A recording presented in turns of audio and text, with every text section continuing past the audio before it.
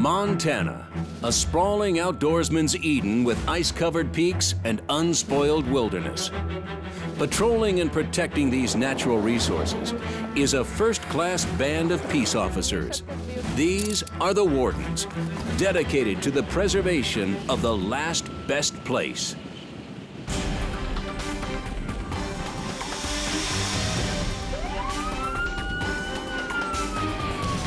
I got a call from a co-worker that somebody just shot a couple elk. They're trespassing, believe they shot from the road. The landowner's watching them now, and we are en route to that location to see if we can catch up to these guys still in the field. We got a ways to go to get there, but we'll see. While we're traveling, I'll try to get in touch with the sheriff's department and see if anybody out there might be closer to be able to make contact with them.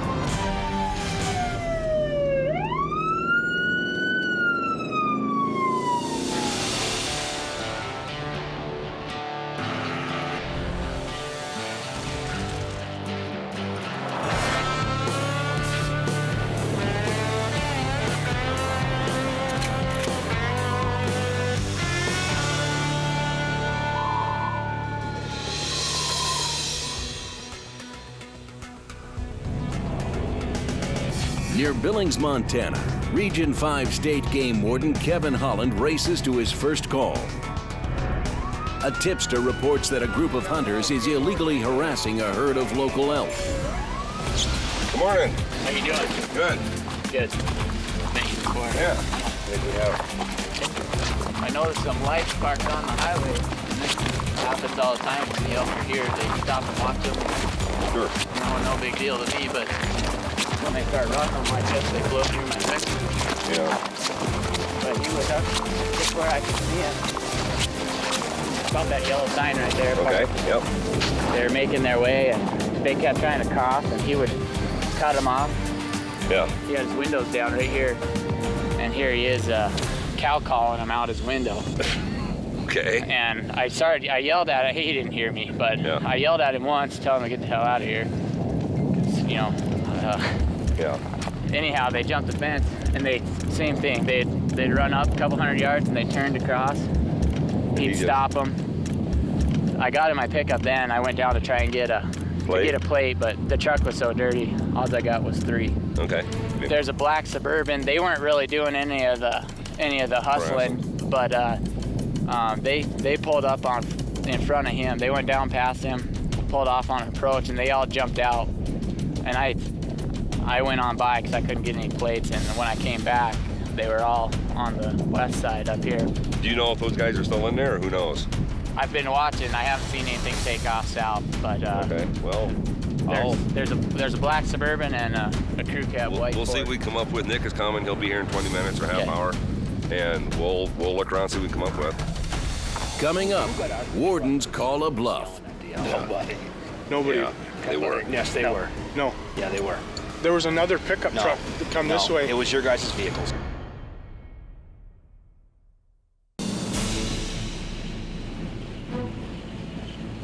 There's a fresh set of tracks there. Today's Streamlight Spotlight focuses on Montana's Region 5, where State Game Wardens Kevin Holland and Nick Taylor investigate a tip call. A witness has reported a group of hunters harassing a herd of elk.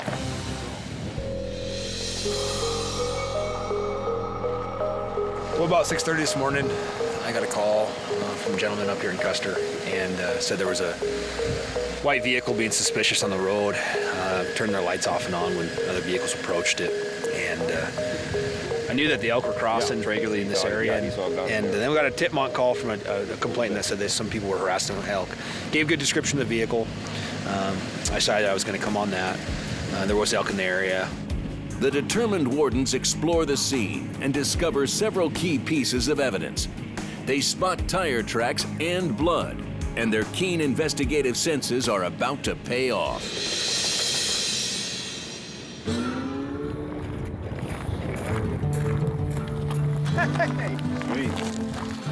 Right there. Here's my bonus for the day. I got a 20 spot right there, baby. $20. Hey, I got one. Oh, get out of here, you ass mine! Give me that money! Give me that money! Give me that money! Oh, jeez. $60. Give it up! Nah, you're still leaving it. Oh.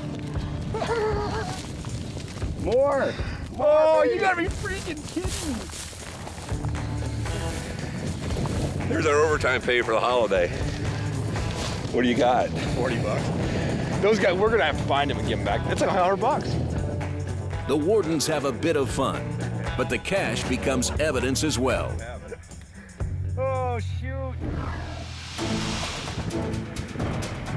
Suddenly, a truck approaches. It matches the witness's description. Now, wardens want answers. Anyway, part of the reason we're down here, we just need to check and patrol and see what's shaking, and that's good. I understand. The other question we have, the other problem we had is if you could tell us exactly how this hunt unfolded this morning. Oh, I got here this morning and pulled in down here, and they were out. They were on this side there, and I was up and by I shot a cow up by there. that house. We were and waiting, they hoping crossed. they'd cross. And then Why were you hoping they'd cross? I was hoping they'd cross at some point so he could shoot, but if they didn't, I was going to shoot a cow. You know, were you ever out of your vehicle this morning yelling at elk or driving elk on the Negative. highway? I didn't get here until I parked over, like I About said, like in the 6:50. driveway of that deal, and they were. So we wouldn't have any witnesses that tell us otherwise. like I said, I got here and Now, they were hold out. on. I got a call at 6:30 this morning saying that there was a white Ford being suspicious, turning their lights off when vehicles were coming down the highway. You two guys can stay Okay. there. I never turned my lights off once. Okay, well this is where we're at, okay? Right now, we need to know exactly what happened so we can get to the bottom of this right now today. Okay. But I never once got out of my truck, and I never shut my lights off. Who got out of their truck and was yelling at the elk? Yeah. Nobody. Yeah, they were. Yes, they were. No. Yeah, they were. There was another pickup truck that come this way. It was your guys' vehicles. Your guys' vehicle. It was your I guys' never- vehicle. No, but they stopped and watched the elk out there the same time I was parked. I was down that way, and they were about a quarter mile this way. Okay. There was a pickup, I think it was a white, I don't know what it was, but they parked, or they stopped, and they watched the elk for probably a couple minutes, and then they kept driving. But I never honked my horn, and I never got out. Well, Well, here's let me ask you guys, do you have a cow call with you? No. Do you have one with you? These guys? I don't think so. Well, I'm going to go talk to them in a second. We're going to, all the stuff we're going over with you, I'm going to go over with them. If somebody was cow talking them too. Well, the stories just aren't lining up, guys. Okay.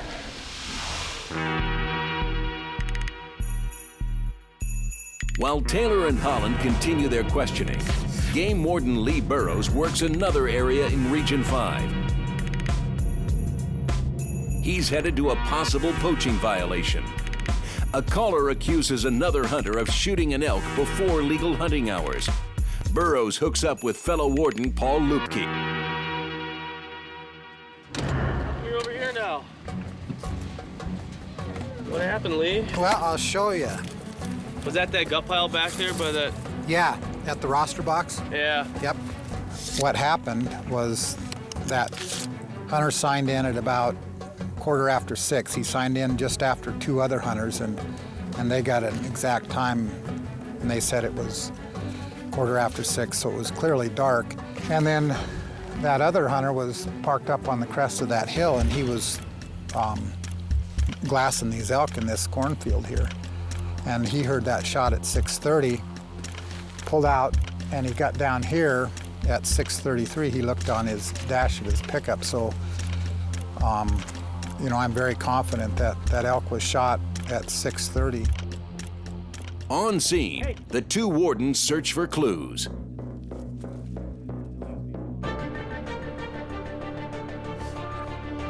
That hunter signed in. He drove up here. You can see where his tracks start to pull off the road here. He takes a couple steps down here, and he stops and he squares off, and those elk are right there. And he picks out that lead cow, he told me, and he just, boom. And he's only 60 inches from his tire track. So he's only 5 feet off the edge of the road, but he's still on the shoulder of the road. And if you look up and down the road, Here's probably about where the roadway ends. So, see, clearly he'd have to be out here before he could make that legal shot.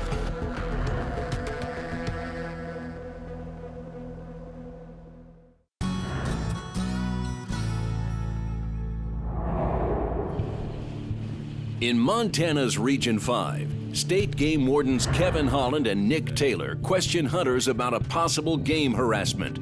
The wardens split up the suspects and talk to them separately. Wardens want to see if their stories match up. So let's talk about what you did and didn't do and where you're at and how did your morning unfold? Tell me what happened. We drove up. Chad was already up there on the road. We came this way. Somewhere up where that house is, that gentleman was saying? Yeah, towards the top of the hill. Yeah. He was watching the elk that were on guys coming across. And so we came by, and we ended up on this side because Clint said, I can shoot a cow on that side of the road in the 700 district. Correct.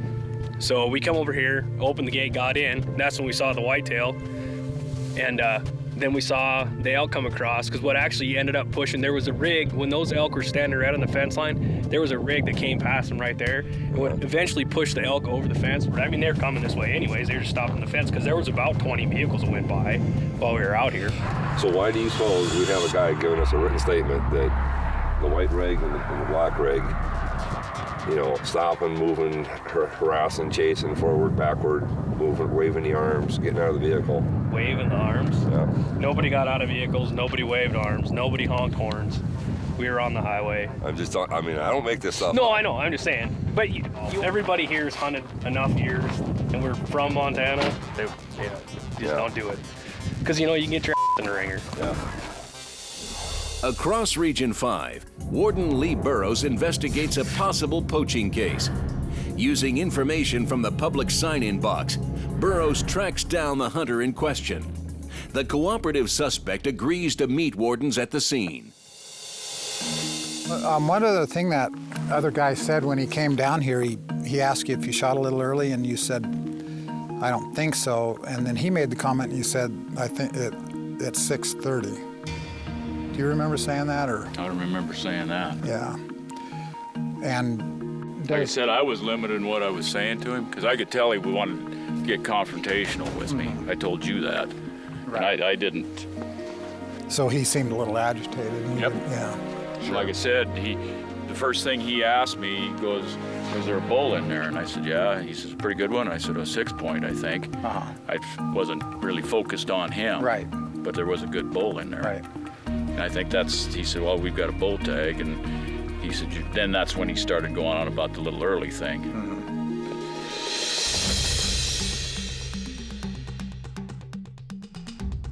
Well, now you know where I live and everything, and yep. you know, and like I said, I'm not trying to hide nothing from you. Yeah, I know that. I'm gonna, work with you. I'm in this thing I like doing it. Sure. I'm in it for the long haul. Sure. I got one boy that likes to hunt. I want to set an example for him. Right. And I appreciate that. Mm-hmm. And like I told you last night, you've been a gentleman to work with, and I appreciate that. I will be. Yeah. I don't agree with. You got a job to do, and right. And I'm gonna. Yeah. If I'm in the wrong, I'll make right. Right. All right. That sounds good. All right. Thanks. Nice seeing you guys. All right. We'll talk to you later. Yep.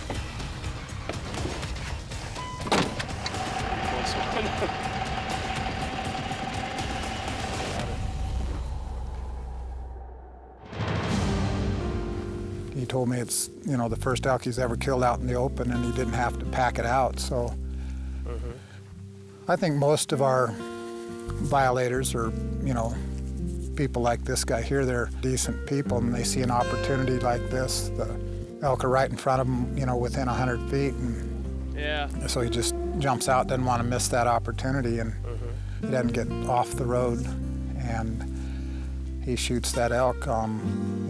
The law is the law, whether it's, you got to be off the road or you got to wait until legal shooting light. That doesn't mean they're poachers, but just had a momentary lapse in judgment. Yeah.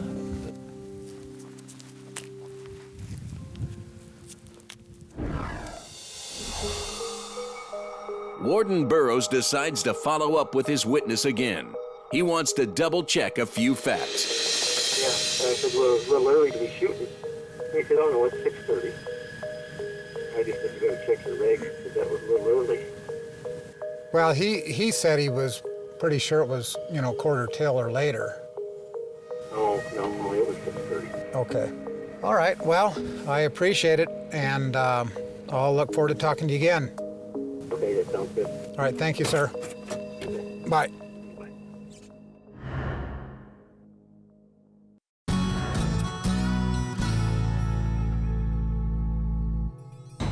In Montana's Region 5, Wardens Nick Taylor and Kevin Holland try to figure out if hunters harassed a herd of elk and illegally harvested 2 bulls.